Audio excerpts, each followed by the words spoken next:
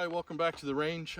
If you notice, we are not at the normal range where we shoot all the 22s on my property. We're at one of the conservation areas here in Missouri. So we've got actual yardaged range out, and we're gonna do something a little bit different this time. We are gonna talk about shotguns and patterning. So we've got our 4 targets up. We're going to be going through a 12 gauge, 16 gauge, 20 gauge, and a 410. We're going to do all of this at 15 yards. And basically, for those of you that don't pattern your shotguns or something, or are unfamiliar with the concept, basically patterning just lets you know where your shot's going to go. That way you can adjust accordingly. A lot of shotguns pattern differently. So if you know that you're pointed at the center, but your shot is slightly off to the left, you know that at this range you actually need to aim slightly to the right, or vice versa, up, down, any of the stuff that you need to work it out. Basically, this is more for knowledge, because when it comes to patterns and shotguns, you really can't change it. Now, most shotguns, especially the newer ones, you can change the choke to either tighten or open up your spread of the shot, but you can't actually change if it's going to shoot left or right, unless you've got something fancy, you're going to put optics and that kind of thing, then you can adjust it like a scope. But we're not messing with that today. We're just messing with standard shotguns. We are going to keep it pretty similar across the board. The first 3 shotguns that we have, the 12, the 20, and the 16, they're all modified choke, and we're going to be shooting 7.5 shot out of all of them. Now, when it comes to the 410, it's a little bit different. It's going to be a full choke, and we're going to shoot number 6s, but you'll see the differences when we get to that. So first up, we've got a Berica Arms 12 gauge. It's a single shot, modified choke again, and we're going to be shooting some Monarch 12 gauge shells. They are 2 3/4 inches, 7.5 shot. And let's get to it. Tell me when you're ready. I'm good. All right. Whenever you're ready. Awesome. That jumped right out of my hand. All right, let's go take a look. Yep. Wow. Okay, so obviously Mike was aiming for the center with this one, but you can tell this is the bottom right here, and we've got shot all the way up, so the majority of it is in this section here. I love that. Yeah, going right in the middle. But so what you basically want to take away from this is, with this gun, you might actually want to aim a smidge lower than where you actually want to hit, so that you're getting the bulk of this shot onto the center of your target. Now this thing over here, that's where the wad went through. You can see the grooves, actually made grooves where it hit the target sideways and ripped that hole through. So 12 gauge, 7.5 shot, modified choke. That's actually not very bad. I was expecting it to be, wasn't expecting it to be high, but now let's go to the 16 gauge and we'll see the difference between the shotguns. Okay, next up we've got a 16 gauge. Now this is a Winchester. I forget which model it is. I should know, this one's very special to me. This was my grandfather's shotgun. Still got the little Be Safe turkey sticker on it. When my grandfather passed, this is one I got, so this one's very special to me. Mike's privileged to shoot it.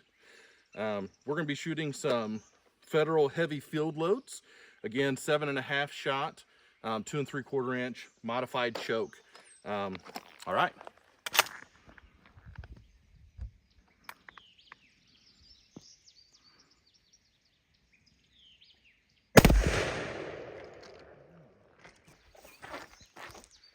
Okay, so I'm sure that you can tell, you know, from the first time when he shot it there.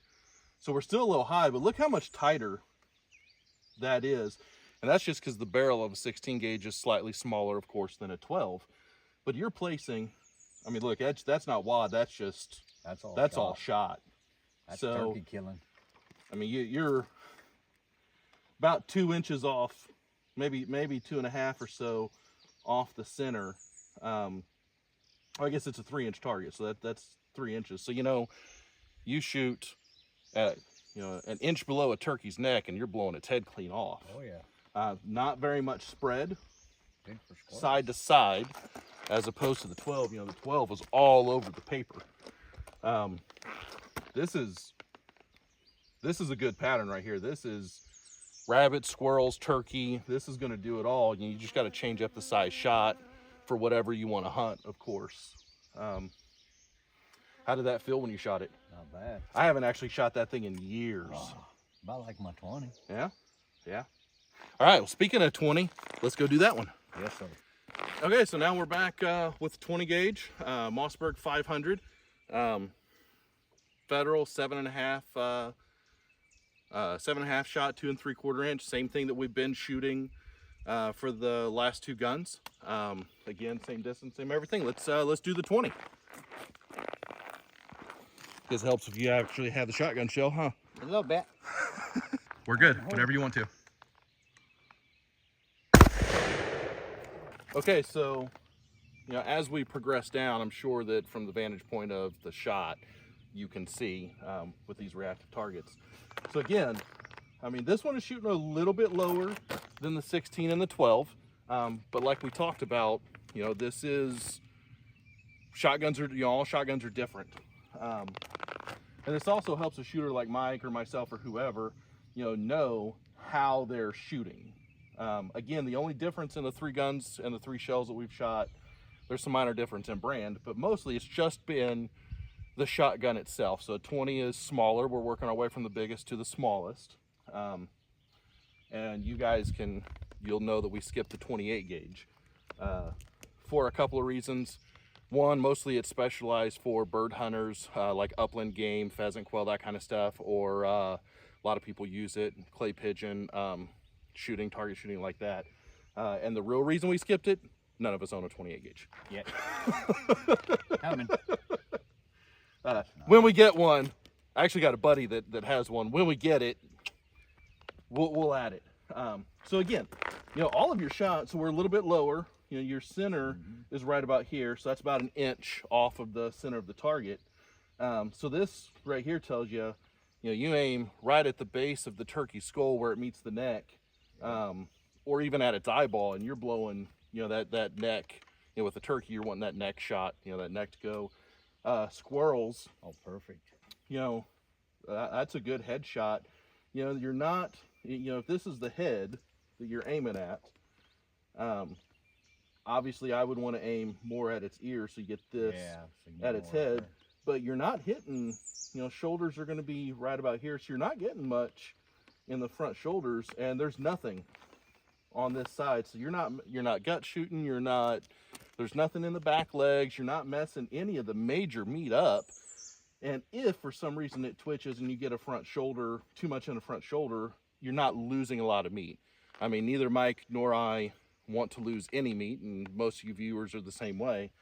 But if you got to lose something, you know, that front shoulder that's facing you isn't getting a whole lot. And there's not a whole lot shooting past. So if it's on a tree or at the ground, you know, you don't have to worry about safety. It's all going to be right there. Nothing's really going past. That's a good pattern. It is. Right there. I've never patterned this gun.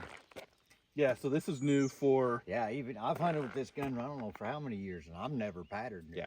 I just pick it up and hunt. And most people don't pattern their guns. This is something that, when we were talking about topics to do, I was like, you know, most people don't do this. Let's do it. Exactly. All right, so we're going to do the 410 now. We're going to have a little bit of difference in what we've been doing, mostly at shot size.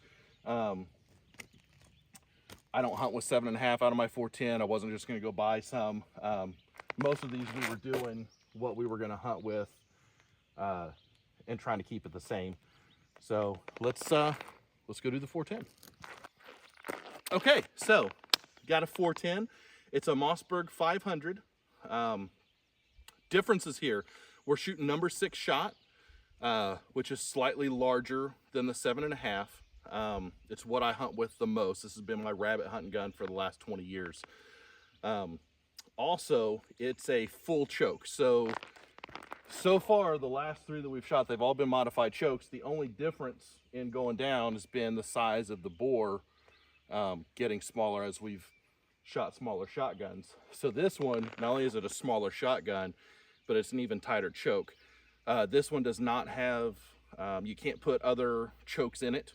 So it's just a full choke. And without any more ado, let's get to it. Safety. Safety off.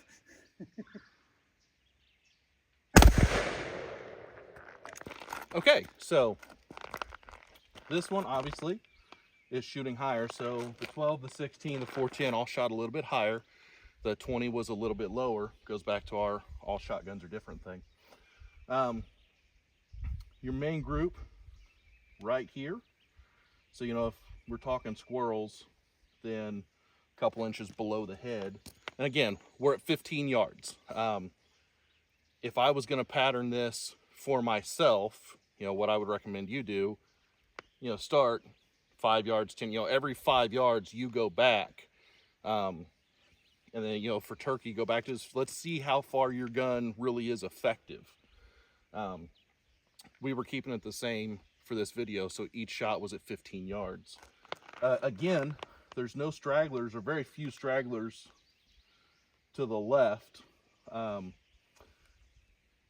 the right, however, we are, you know, if this is the head, then we killed it because we got these here. But if we, now that we know this, if we're going to aim, you know, at the bottom here, a couple inches below its head, then we're going to move these also down some. So now you're talking, you know, front shoulders here, you know, stomach is here. So now you got a little bit to worry about with the shot, squirrels and rabbits and such. So not only do we want to move this one down, we may actually want to move it, you know, an inch ahead of its nose. My grandfather always said, just put your shotgun, you know, the bead of your shotgun at its nose. Not always true. No, but it sure helps. For this one, though, you know, a couple inches low and at its nose is actually, you know, you're going to get most of your shot in its head and its neck. So, I hope this helps. I hope that you go out and pattern your shotgun. And like I said, I hope this helps. I hope this was informative, educational. As always, like, subscribe, get your friends to subscribe, and thanks for watching. See you next time.